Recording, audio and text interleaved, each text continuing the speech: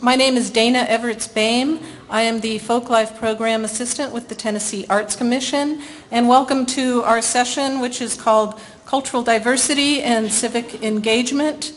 Unfortunately, one of our presenters, Ellen Gilbert with the Global Education Center, is unable to be with us today. She injured her back trying to lift heavy sound equipment all by herself, so it was in the line of duty that she missed being able to come here today. But we do have a short film about the Global Education Center and its board and its diverse programming that we will show at the very end. So we're changing the schedule a little bit. Ellen Gilbert's film will be at the end instead of in the middle. I just wanted to start off with a few little comments, and then I will introduce our presenters. At the heart of our conference's theme, Transforming Assets into Opportunities, Empowering Communities Through the Arts, is the premise that ordinary people are not empty slates. They have their own native forms of artistic expression, unique cultural traditions, historical trajectory, economic resources, and landscapes that shape and characterize who they are. This unique mix of place, culture, and history engenders artistic forms, creative expressions that are an essential resource for that community's educational and economic development. Tennessee boasts a fascinating array of annual celebrations highlighting proud local claims to fame, festivals recreating the folklife of frontier days, quilting bees, Civil War battles, 18th century trade fairs, rhythm and blues festivals, Native American powwows, events highlighting such themes as banana pudding days, ghost stories of the Cumberland Plateau, the Bell Witch Fiddle Contest, old-time medicine shows, and Cherokee heritage. Alongside these evocations of Tennessee's rooted past, there is a parallel universe of often under-recognized cultural and artistic resources. I'm speaking about the cultural arts and heritage of the underserved, among which are Tennessee's ethnic and immigrant communities. From the days when African Juba and Scots-Irish step dance combined to create Tennessee buck dancing, to the explosion of blues, soul, rockabilly, country, rock and roll music, Tennessee has always been a highly interactive, inventive, multicultural, social, and artistic cauldron. Within the last decade, that diversity has increased dramatically. It should come as no surprise today to find taco stands and Mexican baile folklorico troupes at county fairs. Tennessee has the fourth most rapidly growing Latino population of all states in the United States. Nashville is home to the largest Kurdish population in the country, along with significant populations of Laotian, Sudanese, Somali, Burmese, and many other immigrant and refugee groups. In the struggle to adapt, newcomers often feel pressured to abandon or downplay their artistic and cultural heritage. Yet clearly the maintenance of traditional skills, finding a way to continue practicing them, to share them with their children and with the general public, is an essential part of successful adaptation to a new country. The presence of these new artists, art forms, and audiences in the state offers new resources, assets, and opportunities to local communities and to the larger arts network in Tennessee. The proliferation of such events as Day of the Dead altar displays, Latin American Independence Day parades, Bengali dance workshops, of African drumming, Chinese and Laotian New Year celebrations are not just isolated expressions of in-group solidarity or colorful exotic displays. They are efforts to communicate and share with the public at large, to forge a niche and a sense of belonging. These public celebrations illuminate the fact that ethnically diverse and immigrant arts are a significant part of Tennessee's evolving cultural landscape. As such, they are an exciting addition to Tennessee's artistic and cultural assets, contributing to the dynamic illustration of who we are and presenting us with new opportunities for cross-cultural understanding and artistic cross-fertilization. As vibrant as the arts of many of these groups are, Their practitioners frequently lack the infrastructure and support systems to participate in the larger Tennessee arts network.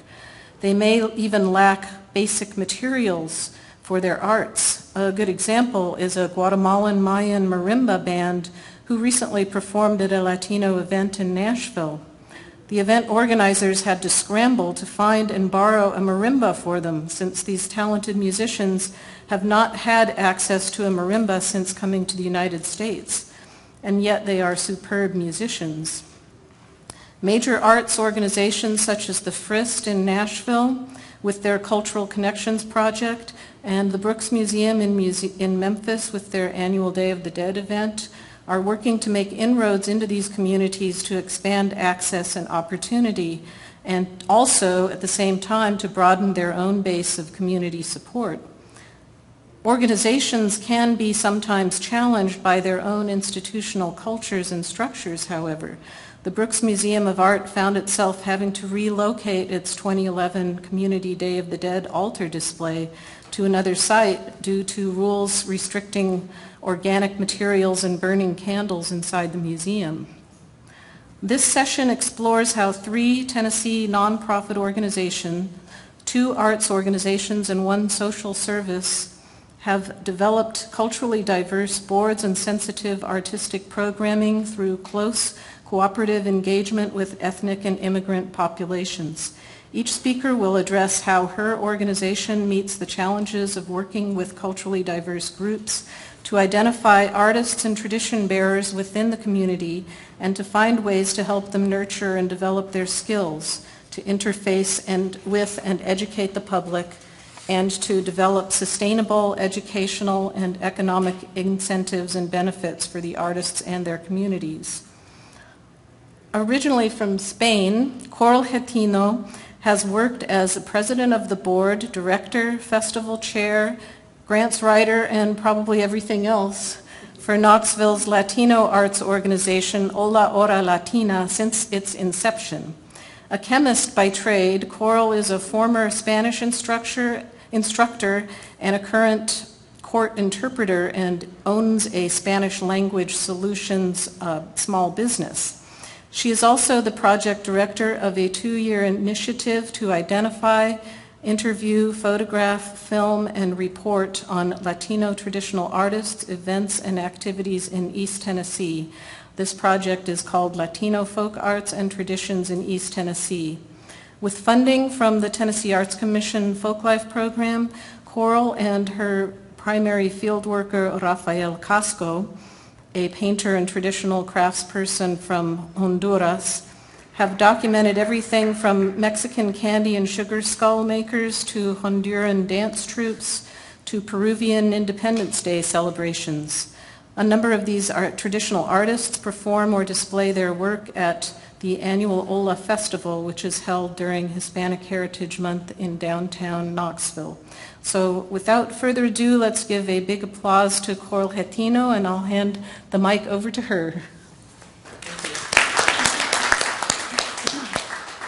Well, first of all, I'd like to thank Dana for inviting me to come here today and meet you and speak to you. I'm going to be having trouble because I usually don't sit down really well. I'm used to just interacting with public. So just so that I know a little bit better who is in the audience, how many of you are from East Tennessee? Okay, I see a few hands. Middle Tennessee? Good. And West Tennessee? The majority. In other places? Okay, very good. How many of you have been to Hola Festival before? Okay, then you're going to get the long presentation. As Dana was saying, I've been involved with Hola Hora Latina. We can go to the next slide. Hola Hora Latina is a small nonprofit, although we are growing rapidly. What I wanted to talk to you today is basically in that slide. I want to talk a little bit about what is Hola, what the projects that we're involved in are, the commission initiative that Dana was mentioning before, the economic impact, and if we have time at the end, I'll speak a little bit more about Hola Festival. But basically, we are based in Knoxville, although we have members in all of the counties around Knoxville. Next slide, please. Our mission, as you can read there, is to build bridges between the community and Latinos, and among Latinos as well. Knoxville is a community, is one of these college towns that the main speaker was mentioning too, that has a very rich life and a lot of diversity.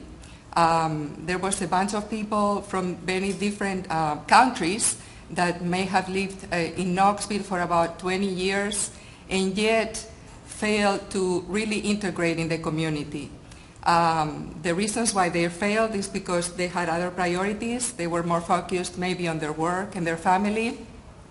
And also because they missed a lot of cultural connections that they grew up with. And it was through this association that they realized that nobody was going to bring these opportunities unless among ourselves we brought them to our community. And that's pretty much how the organization got started. Let's see if I can follow through as well. We are a membership organization. We have about 200, 250 members. Recently, we have 3 categories of membership. One is individual, another is family, and the third one is business and agencies. Because we found out that there was a lot of interest in other organizations that might not be Hispanic necessarily, but they wanted to partner with us. So that's why we created that business agency category, and we do planning throughout the year, allowing for this mutual benefit. Our board diversity, as it was mentioned before, when we started, we were 100% Hispanic. And I still remember when we started applying for grants that they would ask me about diversity in the board, and I would say, we are Hispanic. We don't care about race. Hispanics are all different races. That's a concept that we don't embrace. And they told me very quickly that if I wanted to apply for a grant and be successful in getting these grants, I better start looking at what is the makeup of our board and our organization. So we did start asking people how do they consider themselves, because that is a trick question. And we have time, we'll talk about that a little bit more. But presently, our board is 60% Hispanic, 30% Caucasian, and 10% African American. That adds up to 100%. And the other categories do not add to 100%. But we have 50% U.S. born members. That's important to us. And we have about 20% senior and 20% live in the rural areas.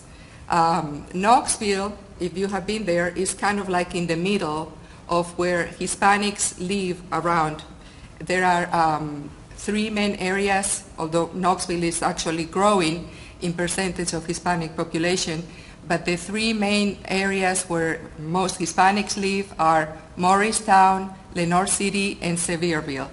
And Knoxville is kind of like in the center. If we can go to the next slide. This is a little bit about the history of OLA. I mentioned before, we are a grassroots organization. The group was actually started by a missionary. She was an American-born lady who lived in Honduras for about 15 years.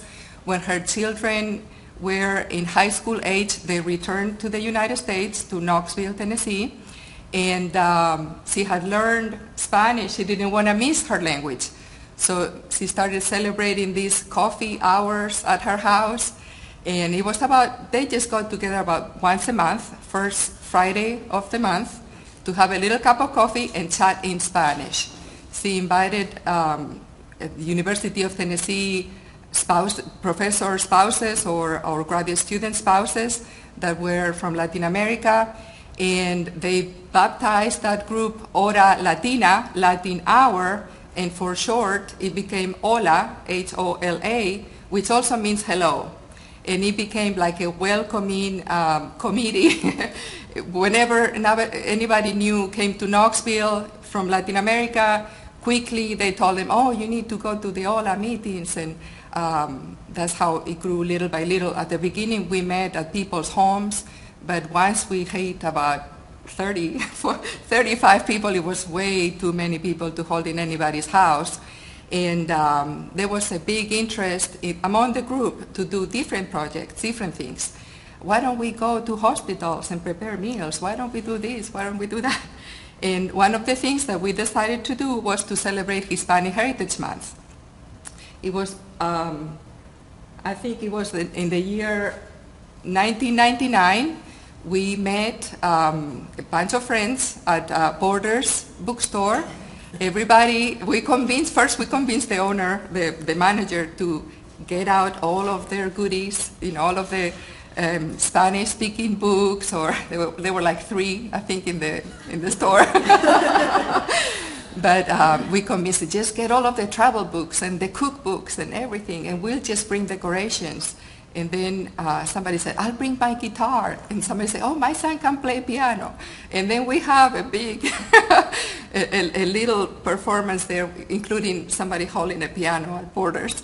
And we had so much fun that that's how OLA Festival got started. That same core group, I don't know, I'm not doing it. I don't know. The core group still works today at OLA Festival. But should I stop? Okay. Can I keep talking? Yes.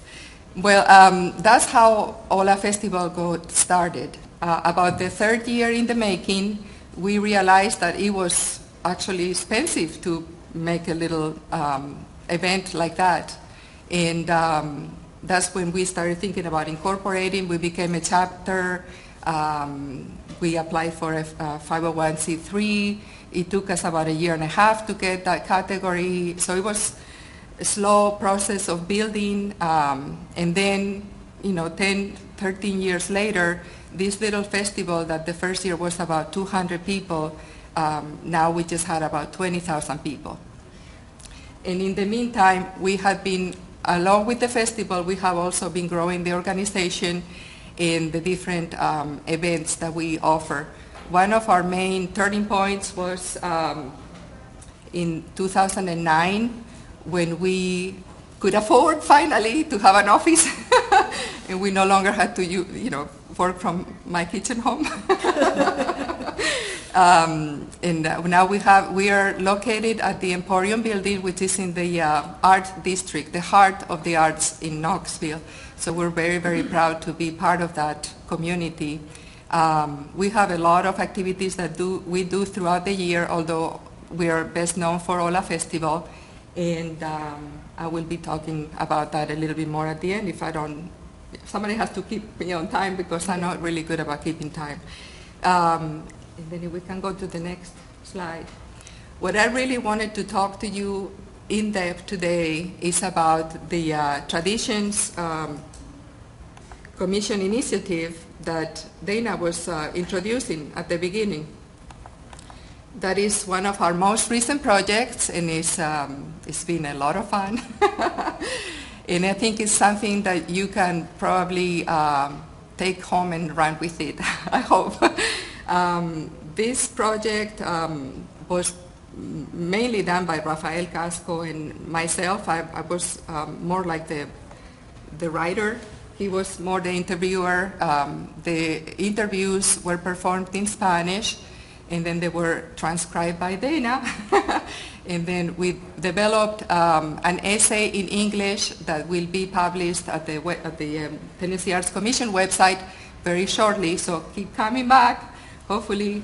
Let me just interrupt. I'm going to pass around a hard copy of the results of this project, which is just a fraction of what's going to appear on our website, hopefully before the end of the year. Yes, the project itself was, we set out to document what contributions Latino artists, folk artists, are providing to the community. And since we live in East Tennessee, we can go to the next slide.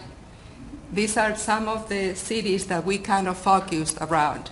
Knoxville, of course, which is kind of in the center, Farragut, Lenoir City, Sevierville, Pigeon Forge, and Gatlinburg. Those were, the closest, the circle that is closest to Knoxville is pretty much where we kind of set out this for the first year. Next slide, please.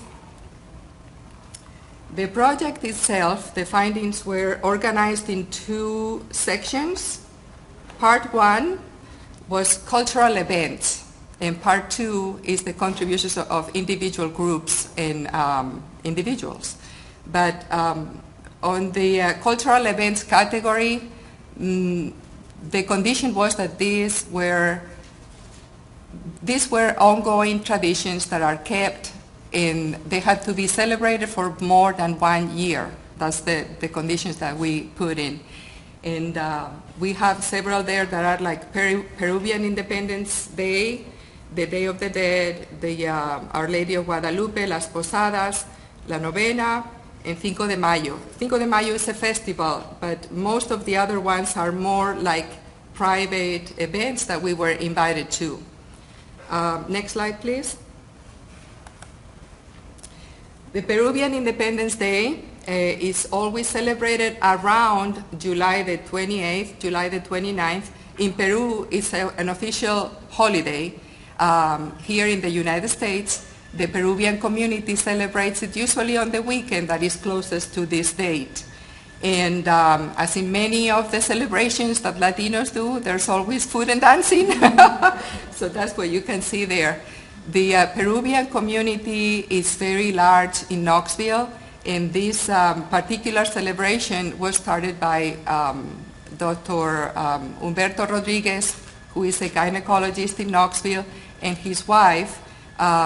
They started really small, inviting just a group of friends, and in the past few years, they could no longer hold it in their house. They have to rent a larger space because there are so many Peruvians coming into the Knoxville area. Next slide. The second tradition is Our Lady of Guadalupe procession. This is a religious event that happens in many of the Catholic churches that have a big Hispanic population.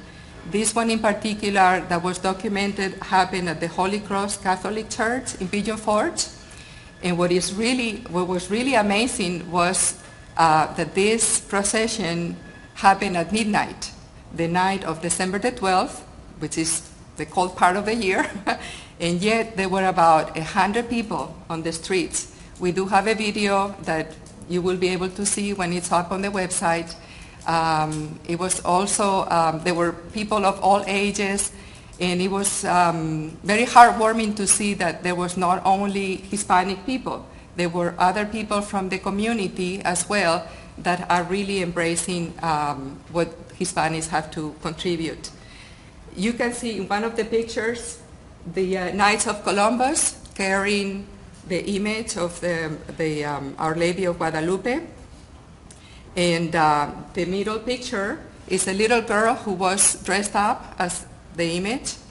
And of course, if you know the story a little bit about how this Lady of Guadalupe became so well known in Latin America, you know that there was an Indian named Juan Diego who the Virgin Mary appeared to him, and to show proof that she was actually there, she made a flower bush, a rose bush flower in the winter, which is impossible.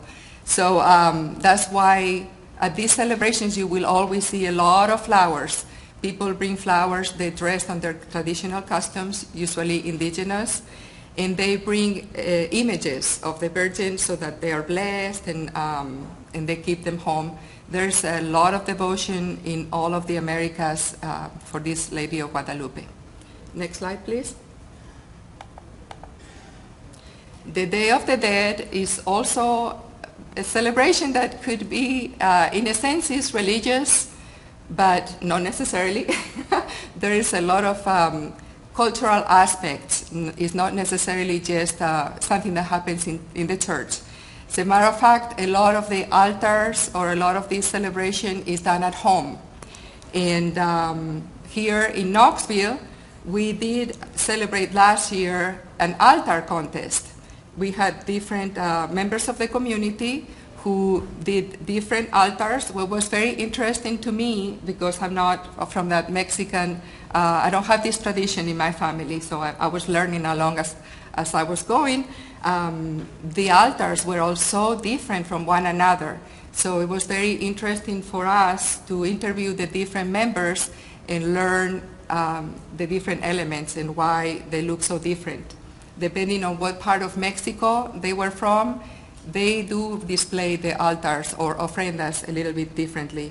And some of these artists are going to be, I'll speak about them individually later. Next slide, please. Now, the next two events were around Christmas time. Christmas is this time of the year that a lot of traditions happen, and not only for American-born, but also for everybody. It's the time of the year that we think about family, and people cook their traditional foods, and of course there's always present exchanges, etc. But one of the ones that is very interesting is the Novena de Aguinaldo, which is a Colombian tradition. And this particular tradition is a little bit like Las Posadas, which some of you may have heard of, in the sense that it's celebrated always from the 16th through the 25th every day. Every night of those days, there's a group of people in Knoxville that visit different homes and pray La Novena, which is similar to the Rosary in a sense. And but what is special is that they do a lot of singing and cheering, and they use traditional instruments like the one that you see down here. It's called La Raspa.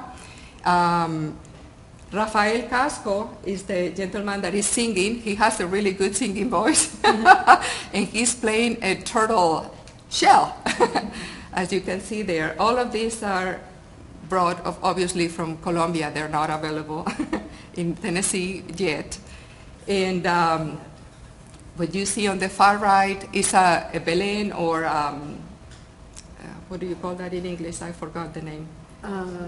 Nativity, yes, nativity, that's it. Yeah. The nativities are, like in Spain, for example, when I was little, we didn't grow with the tradition of the Christmas tree. The Christmas trees are modern traditions, but those are what we did have in our homes every year. And every year we added on some pieces. This one in particular has, you cannot see it because the image is so small, but on the left side you see the Colombian houses, and on the far right are the American houses. How do you know that? Because the ones on the far right have snow on the top, and the ones on the left have palm trees, and there's no snow in Colombia. So but people incorporate in their families and their family traditions, they usually mix in what comes from the country that you come from and what you add on when you're here. This particular interview was so interesting because they were about, I'm thinking probably 12 or 13 ladies there, and everybody wanted to tell us their story and their own family traditions. It went on from Christmas time to New Year's, and then because Christmas is celebrated all the way from the 16th through King's Day, which is in January the 6th. There's party after party. But in Colombia, I learned that they just keep going and they incorporate the carnival too. So it's fun. Las Posadas was the next one. Las Posadas was another event that we celebrated in Knoxville, and Ola did it in conjunction with the Catholic dioceses. Las Posadas is a reenactment of when Mary and Joseph go around asking for a place where to spend the night. And it typically is done also every night from December the 16th through Christmas Day, and people go different places. And usually they perform it like that. They go to a place first, and they sing their traditional song asking for lodging for Mary and Joseph, and they're turned away. And then they go to a second stop, and they do the same thing. And then at the third stop, then they are allowed to come in, and then there's like a party. Usually there's a piñata for the children, and they drink, this drink is called champurrada. It's delicious. Has chocolate and corn atole. I had never tried it before, but I asked for the recipe because it was really good. And tamales are very typical for Christmas. Tamales, by the way, there's like so many different types of tamales. One day we'll talk about tamales. The piñatas, I didn't know that either, but it's a Christmas tradition, and they have a religious symbolism. The traditional piñatas have 7 cones that are for the 7 capital sins, and when the kids are hitting the piñata, are really trying to get rid of all the evil and all of the sins. So that was very interesting because I didn't know that. And then finally, Cinco de Mayo is something else that happens in May. May the 5th means Cinco de Mayo. This one in particular is a festival that has happened 2 or 3 years in Gatlinburg, Tennessee, in the mountains, Smoky Mountains. And this is a typical Mexican tradition, although it depends on where they are from in Mexico. Some of them, they have never heard of Cinco de Mayo. They don't celebrate it. This is more typical of Puebla. It celebrates the Battle of Puebla, where Mexicans stood up to the French. And I learned last year by talking to a lady who is a former ambassador for Mexico that it also has a big significance for North Americans as well, because they helped the Mexicans to fight the French. And it was the first time ever that in the Americas, North and South and Middle and everywhere, that they did stand up to the people from Europe, I guess. So it was very interesting.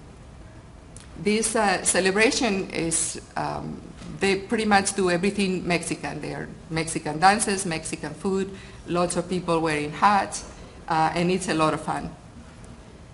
Now, if we go down to the second part of the project was to feature individual artists. And this one was a little bit harder to categorize. They're kind of color-coded there, but we had some that were groups, means that there were not more than just one person. And they're like the first 3 ones that are all dance troupes. There were other traditions or folk arts that were done individually. And the ones on the bottom, for example, are singers and songwriters. The ones in blue are painters. The ones that are kind of like in brown are culinary arts or foodways. And then there were some individuals that are so talented that they couldn't really fit any molds. But let me go ahead and talk about some of them quickly. How am I doing with time, Dina? We're getting close to 11 okay. o'clock, so probably just spend a couple minutes on each one. Okay. The first one is a couple of those dance troupes that I was telling you about. The leaders are, the one on the left is Grupo Folclórico. The leader's name is Ramon Armenta, and they live in Pigeon Forge. They started their troupe because their children were in school and they needed to do a program. So the mother, who knew how to dance a few bailables, taught the daughter and a couple of friends, and they had so much fun that they've been doing this for 7 or 8 years, and they're getting better and better. The second one on the right is Waldo Solano. Waldo is a trained dance teacher, dance professor, that I can't remember what type of dance he was doing before, but upon coming into the United States, salsa, Mexican salsa has really been his niche. And he also has been growing his group, and he's professional along with his partner, who is getting also much, much better. But they also have 2 other semi-professional groups, and they tour not only in Tennessee, but also surrounding states. Next slide, please. Las Catrachas del Cerro de Plata is a Honduran group, and they live in Sevierville. This was one of the most interesting interviews, and I don't know if we could click on to the one of the videos so that you can see them in person. The one that says intro, yes. But we're using the speech that she's giving. We're using it as the introduction of this project. Basically, she says that I believe that each culture has something positive. Everyone's roots and culture has something to contribute to the world, and our culture is no different. Our culture has a rich heritage. There are good people and also history, and we can learn from all of those things. We also have delicious cuisine, beautiful arts and crafts for the world to see, as well as showing the values that we learned at home. It is for progress, to help the new generation. More than anything else, we want our children to remember where they are from, where their roots are from, their origin. That was their beginning, and from there they can build a better future in this land. Maybe not their own, but also the land that we have embraced. And that summarized pretty much how a lot of us feel about our contributions to this country. These ladies here, well, let me start with Lily. Lily Enriquez is the one who made all of those beautiful dresses, and she spoke to us how difficult it was to find the real materials that they needed. Some of them are imported. Every time somebody goes to Honduras, they order ribbon and they order the things that they need in order to do their traditional dresses. Patricia, on the right, far right, spoke to us about cuisine, and she told us that sometimes they cook nacatamales, which is a special kind of tamales, and they sell them to supplement their finances. And Sandra Enriquez, she also spoke to us about foods that they cook at home, but she really is the dancer of the group and the one who is teaching everybody else how to dance punta, which is a very interesting dance that has African origins. I saw them recently dancing at Sevierville, and it was amazing how they engaged the African American community especially. I have really good pictures to show for the next time. Next slide, please. This was another really fun interview to do. Rodolfo Villalpando, on the far right, is a dulcero. He learned his profession, which is making sweet things, when he was a child. And he told us how, when he was a teenager, he entered a contest, and he won the contest. And upon coming to the United States, obviously, he works on other things, but they also supplement their income, selling all different types of sweets. In his hand, he has these sweets that they make out of real fruits and no preservatives. And that bottle is it's a liquid called rompope, which is kind of like a punch that they cook for Christmas. They use it at Christmas.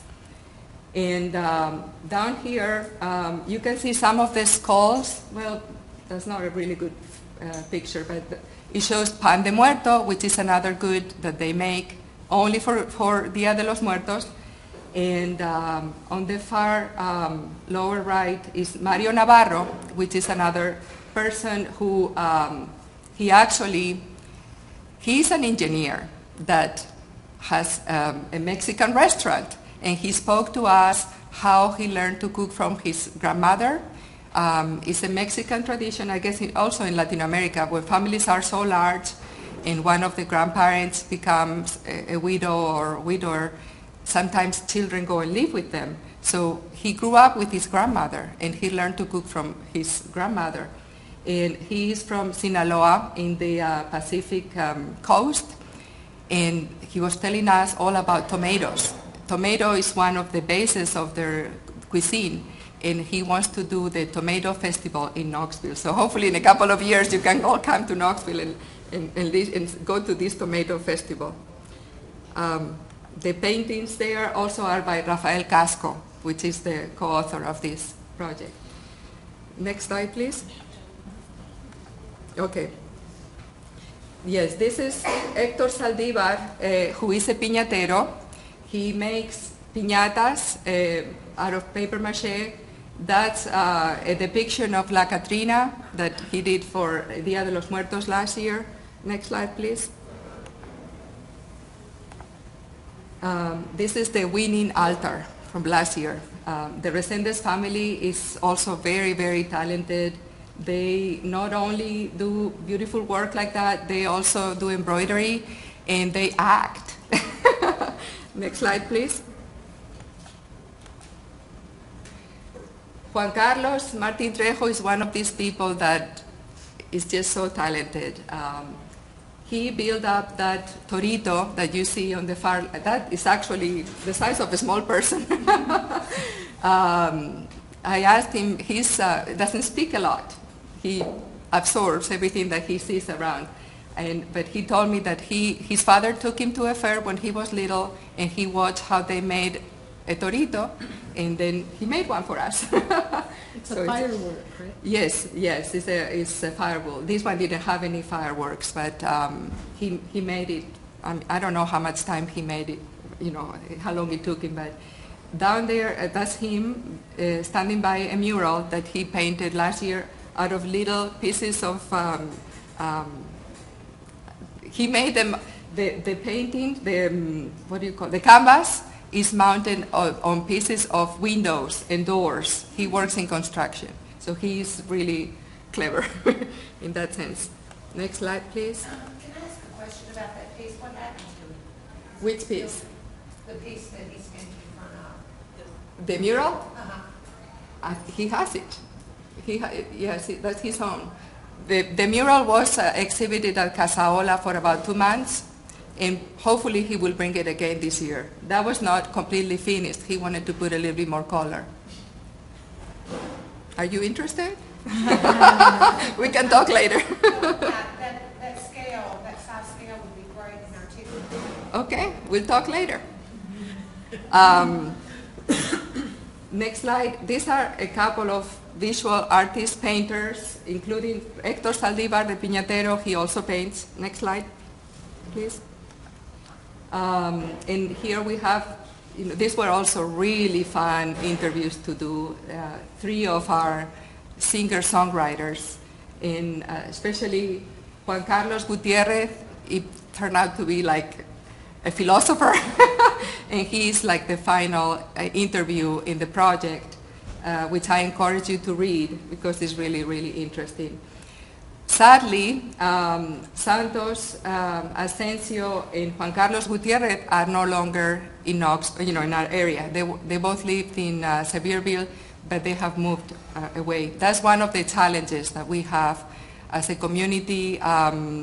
We might be able to find really talented individuals, but we cannot keep them in here because obviously they go wherever the work is. So, yes, yeah. Just to summarize, that was, it was just the beginning. It was by no means the end of it, and what I wanted you to take home is that you probably have individuals like this in your communities, and either yourselves or maybe if you contact me, we'll be glad to come and find them and see if we can work together in that way. Wrap it up here, or? Yeah, yes, so. okay, and thank you very much.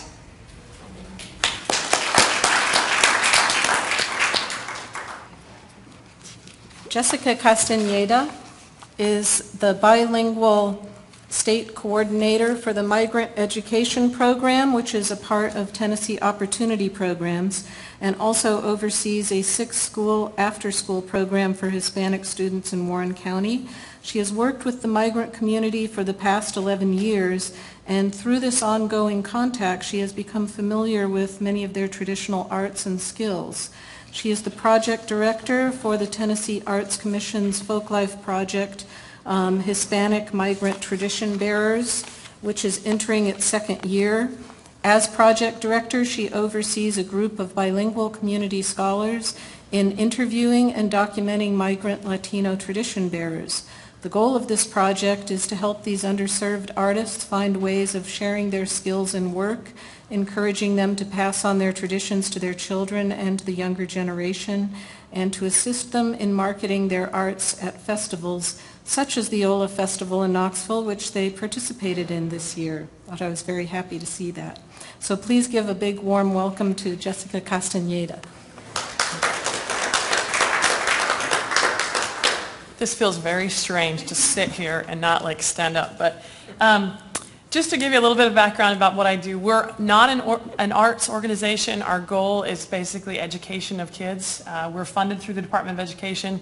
If any of you work with a local school system, you've probably heard we're funded through Title I. But what we do basically kind of set the stage for what I'm going to talk about. We work with families that have moved in the last 3 years, that have moved somewhere in the state or somewhere else in the last 3 years to work in something related to agriculture. So these are your tobacco workers, your tomato pickers, they may work in meat or vegetable processing.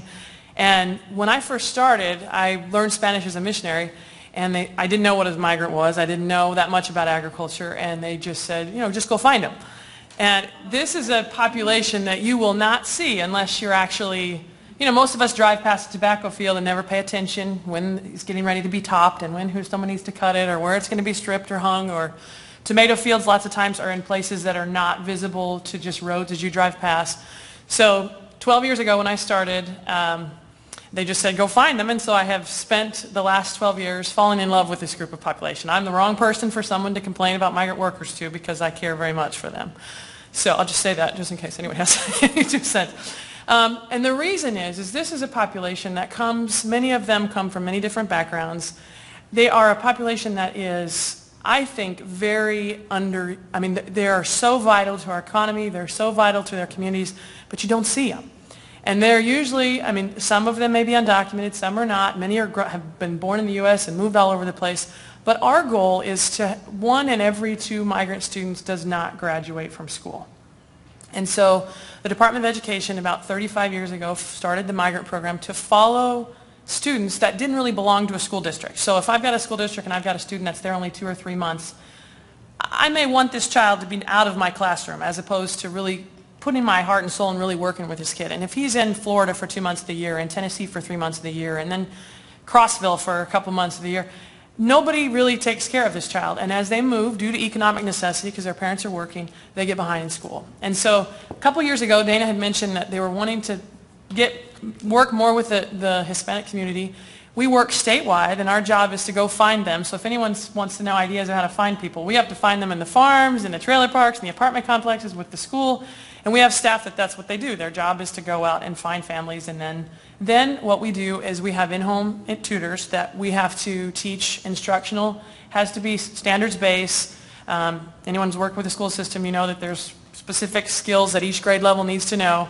We go back and we have in-home instructors that kind of teach like the one-room schoolhouse idea, that we may teach a family to make butter, and we're working on a kindergarten skill of counting by 2s. We're working on a 3rd grade skill of having them know sequence of events, so he's writing the recipe to write the butter. And a 7th grader needs to know how a liquid turns into a solid, and so therefore we're teaching that, what happens to the milk to the butter. So we work on specific skills to help them overcome their educational, basically the challenges that they face due to, the educational interruption. So when Dana had mentioned this, she said, we're interested in people that work, that have kind of an infrastructure set up. We have to do that to be able to find our families. But migrant funds can only be used for specific purposes, and that's only for helping kids graduate from school. And so for us, it was intriguing to see if we could apply for the grant to look at different aspects of their life. So instead of just going into the home yes, we know our families and we've met them, but we we only pay our staff to do certain things, and if they do things above and beyond, that's in their own time and they're willing to do that. But we wanted to be able to look at the art side of it. We also had some interest in that we have a 21st century funded program. Used to be just for all Hispanic students, but then now we kind of expanded just economically disadvantaged kids. And so where I live, that's part of my job, but we had an influence. We really wanted to start working on more arts instruction because that was a safe place for a lot of kids to start out with. And so instead of focusing so much on the English, we would teach English through an art lesson. And so kind of looking more at the content of what we're teaching. So the timing was really good. And so 2 years ago, we applied to basically document the tradition bearers in the migrant community. And so these are the people that are doing, a lot of the same kind of things that Coral just shared, but they're may not be noticed. You might not notice these things. You might have seen this family and never noticed that they could do any of the dancing because we see them in the fields. We see them working in tomatoes. We see them coming home here's a book that we have. You can kind of see some visual images, and I'll show you a video and I'll show you a few pictures in just a little bit. But so a few of the other things that we do is we are statewide, so if anyone would like to work more with the population that's in their area, if you have some sort of art program that you would like families to be aware of. We cannot give out information to the families we have because, of course, they're protected. But if you had something that you wanted distributed, we would gladly share, a community resource or something with those that we work with. But we also do summer camps. We do a science camp where we have traveling teachers that go with us, and we teach an intensive camp from K through 12 students. And we're looking this summer to actually do a fiber arts camp, which is a whole other story. But we're looking to do more arts-related things. We also have leadership institutes for high school kids.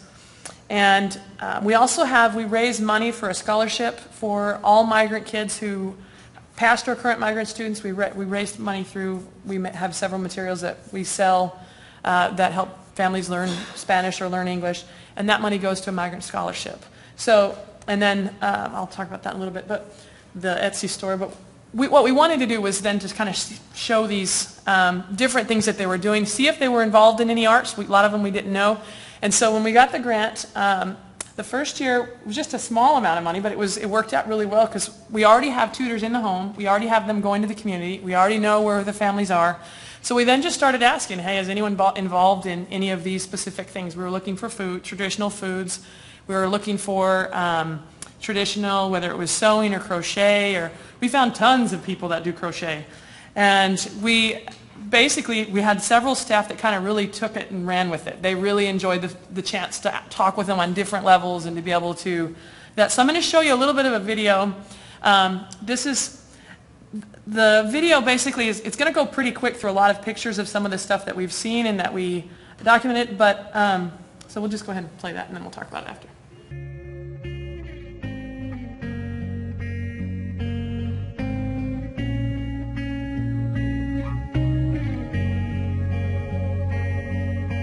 Trying to live in love with a heart that can't be broken is like trying to see the light with eyes that can't be opened. Yeah, we both carry baggage we picked up on our way. So if you love me, do it gently, and I will do the same.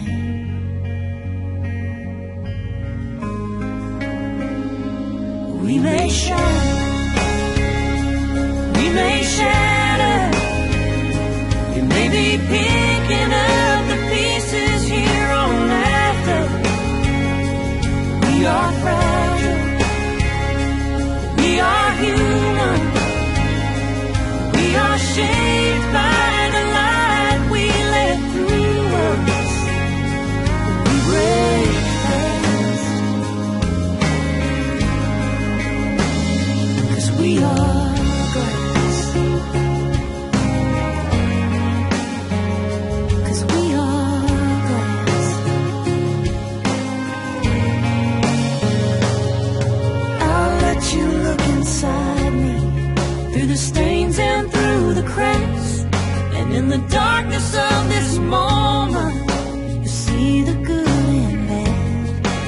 But try not to judge me, 'cause we've walked down different paths, but it brought us here together, so I won't take that back.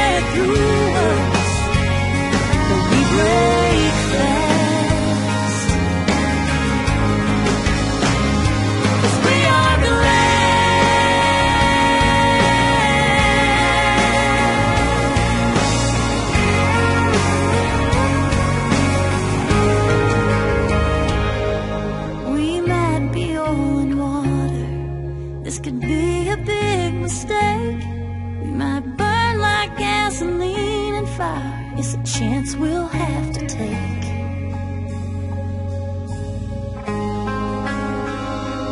We may shine, we may shatter, we may be picking up the pieces here on earth. We are fragile, we are human, and we are shaped by the line we let through us. We break fast, 'cause we are glass. We are. Just to kind of and just give you a few thoughts of what we found, that most of the art that we found where people would, you see that little girl that had the dress on and there was a bunch of stuff behind her, that's in their house. All of a sudden we're saying, did you guys do any traditional art? And they'd say, well, come on back here to this room. And there's this room of all this stuff that this lady has created, but with absolutely nowhere to sell it and not really any specific thing. So it was something that she really wanted her daughters to know. And she said, over and over, the same thing you mentioned. We had lots of them that said they wanted to make sure that their kids could be proud of where they came from.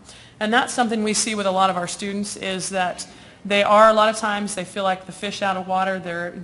Most of ours are in very rural areas, and so they may be the only Hispanic kid that's in first grade, and so they feel different. They feel like they don't quite fit in a lot of times. Then never mind, they maybe don't speak English good, and they're behind in school, and they have all these things that they have to kind of face. It's not a population that we feel sorry for, because they're very resilient and they make it. But the thing that was most interesting is when we would say we're looking for people that do traditional art, they would say, well, why would you be interested in that? What would be the benefit of we basically told them we wanted to interview them, and then we'd give them a copy of a book, and that they themselves would be in the book. And they were like, a book, a real book? And so we actually gave them a copy of the book, and then this year we're trying to expand it to more. But just the pride to say, this art that you do really is important. This is something that people would say, well, after I work and I kind of want to have some time to just kind of do something I like to go do this or go do this. Like I said, we didn't find, in the migrant families that we worked with, we found weaving. We found there's one that looked like kind of the fish thing. There's a guy that had made hammocks, and he had made them for years, and he had wanted to make some. And so Stephanie, who she's one of our in-home instructors, who's probably the most excited about the art grant. She knits and does a whole bunch of different things and is interested in the arts anyway. She found him, and then she found that the wife did some weaving, the husband did the hammocks, the daughter did something else, and the grandmother did crochet, she did embroidery. And some of the embroidery you might look at and say, well, that's not that impressive. But when you don't have a lot of resources and you don't know where to get embroidery thread, and when you don't know where to get the fabric, and you're using old t-shirts, and it really is pretty impressive. These are skills that, and I brought a sample of one of them that you saw. I just bought it because I like to crochet and knit, but I want to crochet because it's faster than knitting, because I get done quicker. I don't have the patience to really focus on something for a long time. And so I had mentioned that I liked this one, and so Stephanie said, well, she'll sell it to you for $50. There was 2 of them. And at first I thought, $50? And I thought, no, look at all the time that's involved in this. Well, then I showed it to another one of the migrant families who didn't have patterns, and said, well, I have this one that I bought. And so we got her some thread, and just looking at it, and I'm going to send these around because, I'm not supposed to get up. Sorry. Just to look at these are people that, this is really a skill that should be passed down to their kids. It should be something that it's just, it's very intricate. And so I think, like this woman, she makes this and she sells maybe a couple pieces.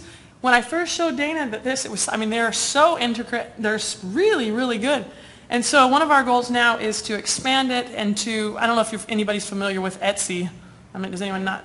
Pretty much, you can make anything and sell what you want there. And so Stephanie is working on the families that we do find that are interested in finding a way to sell, that we'll help them try to sell their items either through that or working with the Ola Festival, or if there's a community organization that would like to work with them. And we're also looking to actually take those that have skills that would be interested in teaching to then take it back and have them teach in the community. But one of our side projects that the state asked us basically to do some do some family involvement activities where we actually would showcase some of the artists and some of their work. And so we've done that in several areas, and what we did was try to teach new traditional arts that they didn't know.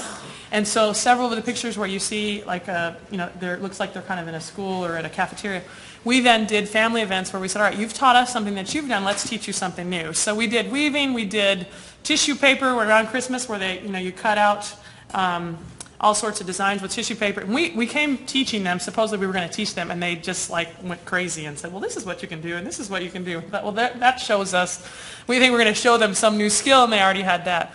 But I guess through the project, if there's anything that I think that we've learned is just to really, that there truly is behind every set of eyes, there's an interesting story. And if you want to find art, it's all over the place. And if you want to find, you can't, in a population that a lot of times has very limited resources, we found a weaver. She's sitting in her backyard, she's got her little thing to weave, and she's got it tied around her feet because she doesn't have anything to hook to. Her kids are running around crazy playing soccer, and she's just weaving those.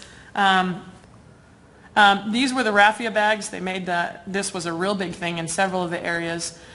Most of those that we found were from Guanajuato. They were from all over in the state, but a lot of them had talked about a traditional arts program that they had participated in when they were young, and they had just continued it on. Which for us was really important to say what we do with our students now. If we can teach them an art that they could continue on. Many of them would say, well, I won a contest when I was young, or I participated in this class for a little bit. You could see the lasting effect of something done in the youth of their, in their childhood that they were able to continue on. So here's some few pictures of the Hammond maker. A lot of the pictures we have are not really like high quality because it was like late at night in their homes, and so that was one thing we'd like to kind of improve on. We also did a big instructional lesson on cave art, and we taught, we were talking about the importance of art and kind of introduced it, and so the kids made all sorts of cave art. And one of the families, actually, the kids went crazy about it, and they decorated their whole trailer with all their little construction paper things taped to their whole trailer. And so, but for us, it was just, it was really impressive to see the traditions that they had and their interest in wanting to share it, and some of them really high quality work that they did. This woman was the one that has done field work her entire life and learned as a child to embroider, and she's the mother of the hammock maker, and she's got lots and lots of, several different kids that all do different arts. And so you may look at it first and think, okay, well, the quality may not be the best, but when you look at what she's really up against, and she'd always say, I wish I knew how to knit, I wish I knew how to crochet, this is all that I know, I wish I knew more. And so this is the woman that made the great thing. She just has hers in a drawer in her house, and it's just when Stephanie said, well, what have you, do you do any art? It was just like, well, hold on, and she filled the whole table up of just stuff that it wasn't even, she doesn't even use it that much as decorations in her house, and so it was kind of impressive to staff for them to find that. And these are some more things that she had done. This girl makes traditional food, and she says she doesn't even like these, but everyone she knows likes them, and so she makes them for everybody else. And then there's Stephanie. So we had lots of our instructional coordinators that worked with this, but Stephanie was the one that has really formed a bond with the families, and where she goes, she finds them. And so she was the one that had connected with Coral, and it was just, she sold over like $350 worth of stuff for the families that and so from that, that's where the idea of maybe we should do this with Etsy, maybe we should help them try to expand it a little bit more. And so mine's pretty short, so I don't know. Let's open it up for questions now. Do you have any questions for either of our presenters here? What connections do you have with the schools in East Tennessee and Knoxville? Or the opportunities for the children to have the families to share their traditions in the school setting, in the classrooms, etc.? The question is what opportunities are in the schools for families to interact. I think probably we have lots of interaction with the school. As far as, like most schools that you work with, like for migrant, we're working specifically with instruction, but most districts that we work with, if we were to go, we do parent events sometimes, and if we were to say we were interested in doing a parent event, and you're smiling, so Yeah, usually they're very welcome to that. Usually that's not been a problem. The districts have been very interested in that. So usually we work with like the ELL coordinator or the Title III coordinator. Usually they're over the teachers that are working with students that are learning another language, and that's usually they've been wonderful to work with because they already have an interest in that population, and they're supposed to be doing parental participation activities anyway, and so it usually meets the need that they need. That's great for the parents to market their creativity. And I was thinking maybe to sell, the school might have an interest in purchasing or using that as a fundraiser to buy materials for the classrooms and all.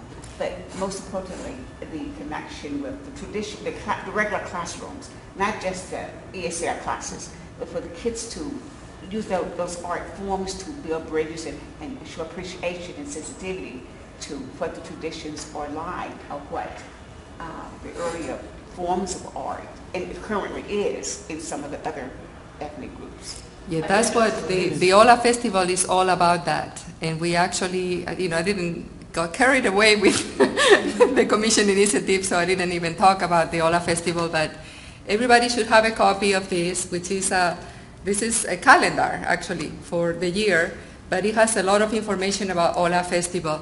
We do partner with Knox County School Systems, and they do, one part of the festival is cultural booths, one per country, and usually students, either ESL or not ESL, participate in the creation of those booths. We have a passport that children can buy for $1, and they go country to country collecting flag stickers. So it becomes it's a good learning experience for the students involved. We have seen that a lot of the volunteers that we have through the festival, which last year I think it was about 250, some of them are Hispanic, but some of them are not. And people use the festival as a good opportunity to talk about their heritage, but also for others to kind of explore their own heritage.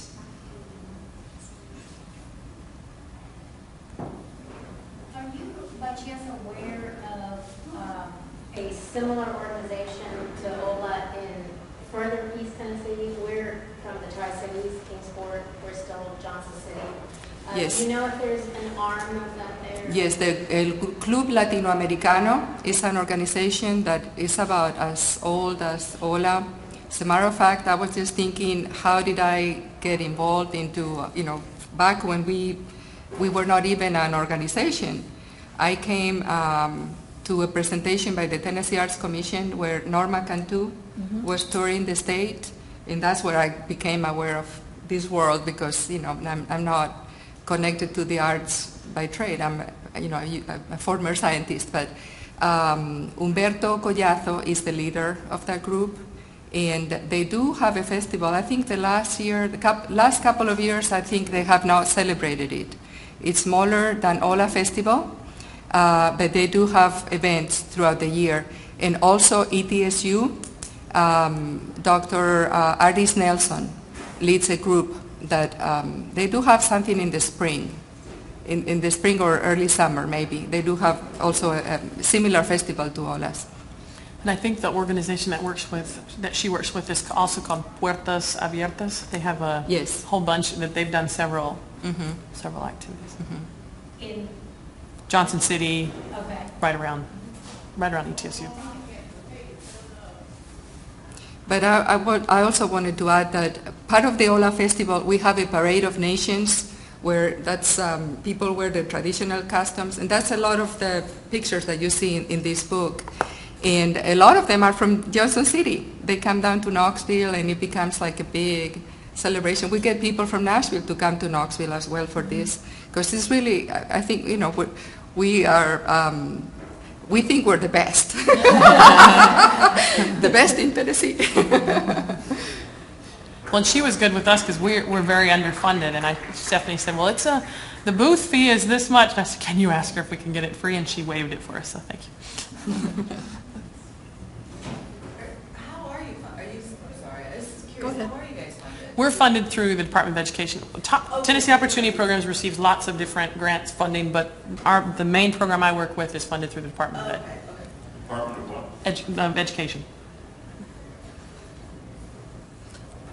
Sorry, I wanted to mention, Coral brought up Norma Cantu's report, and a lot of our work in Latino outreach through the Folklife program really had its origins in this report that was done by Dr. Roby Cogswell, who's the director of our Folklife program, working with a Texan folklorist, Norma Cantu.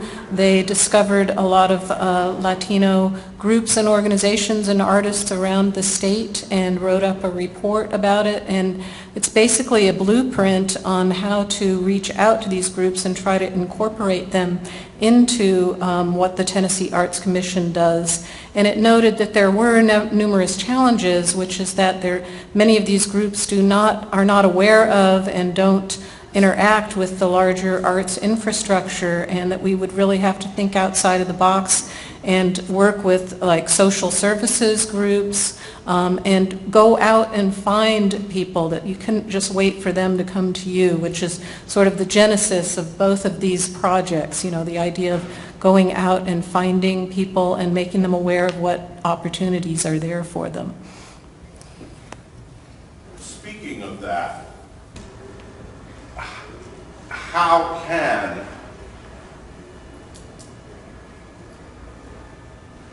I guess more my organization, I'm in Crossville at the Cumberland County Playhouse, and I'm aware of the migrant population in our county. But that's all. I am simply aware of them. I see them on the street walking to Kroger's. And I'm fascinated by what you bring to us, and would love to find the ways for my organization to connect with these communities and play a role in relation to your activities, and be supportive in bringing the people who are already connected with our organization knowledge of your activities and the culture and the art behind it. We gladly work with anybody that, basically our boundaries are we can provide any information if there's something that we can partner with anyone that basically would benefit the families to participate. I think for us it was just a lot of times that, you know, many of them are not aware of, you know, like for example the Playhouse, that a lot of the families that come into Cumberland County, they're there for just a couple months, they work almost every day. But then there's a group that stay year-round. And so usually with that group is who you get your inroads in, and then they know very well the group that comes in. I'll be very glad to talk to you later too, because as we mentioned, this project is continuing for a second year. We're close enough that we can be there every weekend if we have to visit your community. But one of the main things I think that I can recommend is to find community leaders in your community that speak the language, right, because that's one of the barriers for participation. As Dana mentioned, the typical traditional methods of reaching out to people do not work, but people gather around the church usually, or the Mexican store. So it's a different way of finding out people and promoting your programs. And is Spanish the key language in Tennessee? Well, see, we also have Somali families in some areas. We have, but like where you are, yes. But I would also add, we work a lot with employers, and a lot of times they're, you know, a lot of them are very interested in making sure that the population that they have working for them are comfortable and that they have what they need. And so we work with like several of the bean sheds there in Crossville that are real good to work with us. So if you have an inroad that way with any of the people you just know in your community, we've also found that that's been helpful for us. But the language is very important. Yeah, for families that have children, the school is definitely a link. And I'd like to mention too that I am trying to compile a kind of a database of Latino organizations, Latino artists, to share with presenters around the state who are looking for this kind of collaboration and talent. So you can always get in touch with me too as sort of a, you know, central clearinghouse kind of person. Okay, Roby. I just want to recognize Dana's good work on this. Coral mentioned the project that we did, I think it was the 99 or 98 with Norma Cantu to try to lay the groundwork. It was an assessment it was trying to at least draw up some initial best practices about how to deal with Latino cultural diversity in Tennessee. And it was, one of the clear lessons was we're going to have to invent new ways of doing things. And we have, one of the things that was clear to me was I had to get somebody in who knew a heck of a lot more about how to go about this than I did. And we've been very lucky with support, continued support from the National Endowment for the Arts for Dana's position as Folklife Program Assistant in this respect, and with language skills and with cultural literacy in Mexican traditional culture. Both of these are really critical. But then there's still these other problems that our partnerships, and both of these have demonstrated, that is immediate contact with community, discretion and diplomacy, and ways to actually get out, and those on-the-ground language skills at points of contact, which is the kind of thing that Jim's alluding to. And we're still inventing this, and this is maybe sort of a coming out party. I'm delighted that both of these projects have had this hard product, this book, this put it in somebody's hand and see these folks are in your own communities. Right. Look for them. And so working into the next, what next steps are and you know, if we've got community arts groups in Tennessee that are interested in having some role in this, and it really strikes me with I am getting a question here. It really strikes me, Jessica, you're talking about the transient element, you know, and these folks are in labor residencies in our communities in Tennessee, okay? And we're familiar with the idea of residencies in the arts. And somehow being able to transfer that in some kind of continuities in relationships with these folks and talking about them, do you have any inkling that anybody is approaching them in the same way in other states? Is there any hint of a possibility for clearinghouses or so forth, so that if somebody comes here from Florida and there's a similar, you know, can we help track this and assist beyond state and immediate locality? Well, I think the migrant program itself has like a national, that program exists in every single. Right, but not with the arts. But I mean, of the ones we'd met, none of them actually had demonstrated for anybody before or even shared, other than like with the Catholic Church, several of them did specific celebrations that they made, things for other. But it was a new idea, which really struck us over and over. Was like, why would you be interested in this? This was new to them that someone would even want to make a book about this thing. I don't think it's something that they're even being asked upon, other than the few that have figured out how to, like you said, that don't have the drums or don't have the marimba or whatever, but have finally found someone who's realized they've got a talent or a skill that they could use towards that. I don't think the infrastructure is there, but the internet has opened a world of connections. Yes. And we do have occasionally people calling to the OLA number. They call for us to try to find their brother or sister because mother has died, for example. And I ask, how do you find us? Little town in Mexico, and they found us on the internet. They found Ola Festival on the internet, and somehow they tracked us. It's amazing. What about West Tennessee? We're in the center of West Tennessee, Jackson Symphony. To affect the rural areas, is there someone working like this in West Tennessee? Yeah, we have families that we signed up just right in Crockett County. We've got staff that work, so that's not very far at all from. There's a well-established migrant community there. Also, there are some really great organizations in Memphis. There's Latino Memphis, and then there's Centro Cultural Latino de Memphis, which are two different organizations that have gotten. Latino Memphis has gotten arts funding from the Folklife program in the past, and we're working with Centro Cultural, who doesn't have their 501c3 yet, but they do an annual Day of the Dead event that's quite impressive, and work with a group of different Latino traditional artists in the area. So this is a building process. We're working with them and hoping that we can create a strong, sort of like the Western version of Ola Latina, maybe. They just need to go statewide. You figured it out in Knoxville, understand. I'm moving to Nashville. There are some church contacts that are pretty well established in West Tennessee too. I know the Baptist Church in Brownsville hosts an AM Hispanic radio station, and I think that's comparable. Again, it's not the way we look at the world as nonprofits and so forth, but in different communities there's different variations on this.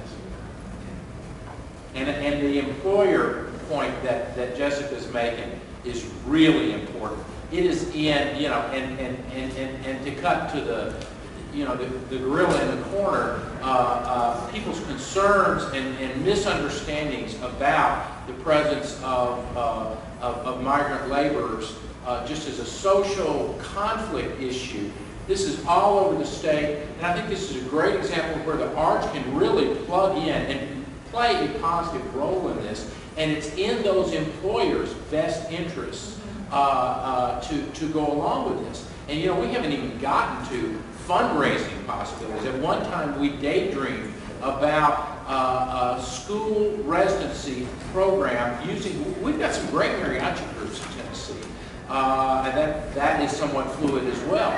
But you know, we were talking about trying to get some business support for hosting performances in schools and communities that had large migrant populations, you know, just a way of validating culture, recognizing, and even the personnel in schools need to be exposed to that, much less the students. Yeah, I'm just going to suggest that this is very sensitized. It really is good for even a panel like this to present for the leadership in West Tennessee school districts, or the merger that's coming up. Yeah. Because there are many implications for the classroom teachers. Yeah.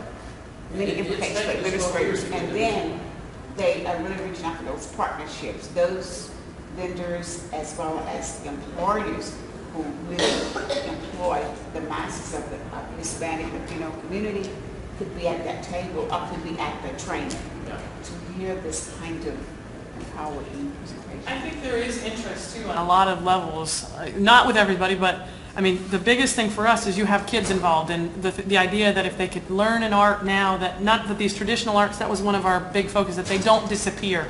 Because with a lot of kids, if we don't do something, a lot of this will be gone, because they want their kids to continue on, but they may not have the resources to even teach them, you know, have the materials or the things to be able to pass that on. Do you think that the approach from your perspective and also from our perspective as, say, arts providers in Tennessee is completely different, possibly, with the varied populations of Latino Americans? Because when you're looking at the migrant worker population, you know, they're not permanent. I mean, and so they're likely not to put down their roots in the area they're going to be in. They're likely not to integrate themselves for a variety of reasons. You went and dug this information from them, but the more permanent Latin communities are going to be much more likely to have this kind of cross, you know, pollination of resources, where, you know, we can benefit from what they have to offer, and then they can also become participants and consumers of our more permanent arts offerings. It seems like it would be very challenging. I've been trying to mold this around my head and still haven't quite wrapped around it, how we would be able to access or target the migrant population. I just don't, I think that there's A lot of them come back to the same place every year. So I may spend 4 months in Crossville, and then spend 4 months in Brownsville, Texas, and spend, you know, so many months in Florida. So even though they are, you know, like Dayton, Tennessee, for example, no one's there until July 4th weekend as far as migrants, and then all of a sudden we have 350 kids that come in, and they're there till the October 15th. And then the first frost, they're gone. These kids have been coming to that school since they were born. And so you don't have them a few months of the year, but guaranteed, if they knew, like we do summer programs, they know coming back to us, they get a hold of us and they participate in the program. So it depends on how quality what you're doing. If they feel like what you're doing is worthwhile and that it's a quality effort, they will search you out. like, you know, like her call from, so I think that even though that it may be a population that you're not there, many of them, we have kids that have grown up with us. 12 years ago, they're now graduating. So they do have roots, but they have roots they have to pick up and move somewhere else. I think another point about that is, this is just not the rules that we're normal, that we're used to associating about community. There is a continuation beyond the 3 months, and the identity in Dayton, Tennessee, as an example, there's a community back in Mexico. This is chain migration, variation on chain migration. So that's why the connection with the traditional arts was so important to us with it. This is transposed Mexican culture in Tennessee with continuities, with families, with links back to this other community. You know, and there's potential for cultural exchange and stuff. I mean, we had one of the astonishing things to me, we discovered 2 brothers in Cobb County in Bybee. Gosh, this is probably 12 years ago. The Flores brothers. It's an important guitar making place. In many villages in Mexico, they have distinct traditions. The Flores brothers, somebody discovered, they were up there picking tomatoes, and somebody discovered they were 5th generation guitar makers and helped them build a shop in high Appalachia, building Mexican guitars, you know. But this kind of cultural link and community identity that does have some sustenance, and that is an opportunity to also educate about, you know, these folks aren't just our Hispanic friends, or they are people with real communities and real clusters of folks, and they relate to somewhere. This is the messy underside of globalization, you know, and it's a part of Tennessee communities' identities, whether anybody other than the local Latino community really realizes.